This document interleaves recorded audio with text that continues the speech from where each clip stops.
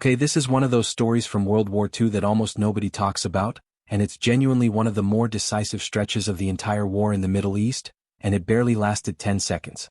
June 1941. Syria and Lebanon are under Vichy French control, meaning the French government that's collaborating with Nazi Germany, and Britain is worried Germany will use these airfields as a launchpad straight at Egypt and the Suez Canal. So the British and Commonwealth forces invade, an operation most people have never heard of called Operation Exporter. And here's the problem right away. In the air, the French are actually winning.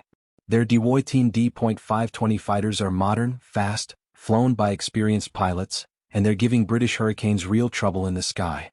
So a squadron of Australians steps in, No. 3 Squadron RAF, flying American-built Tomahawks.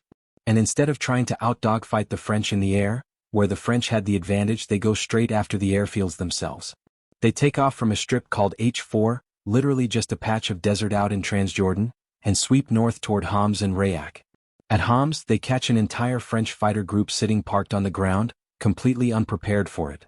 In one pass, in under 10 seconds over the target, they wreck a huge portion of that squadron before a single enemy plane can even get into the air. Then they push on to Rayak and hit it again, destroying more Dewoitins and other aircraft caught on the ground there too. It wasn't free. One of the Australians, Sergeant Bailey, gets caught by anti-aircraft fire and goes down during the attack. This wasn't some risk-free stunt, it cost them. But here's the part that actually matters, and it's the part almost nobody talks about. In the days right after this raid, the number of Vichy sorties in the air starts dropping fast. The weekly loss ratios, which had been running against the British, completely flip. The French pull their surviving Dewoitins and older Morane fighters back to regroup at an airfield called Aleppo Narab, further from the fighting. Meanwhile, the British and Commonwealth side keeps building up Hurricanes, more Tomahawks, Blenheim bombers, Wellingtons, Beaufighters flying out of bases across Iraq, Cyprus, Egypt, and Palestine. And that's really the lesson buried in this whole story. One raid didn't win air superiority outright. Nobody flew home afterward with the skies completely clear.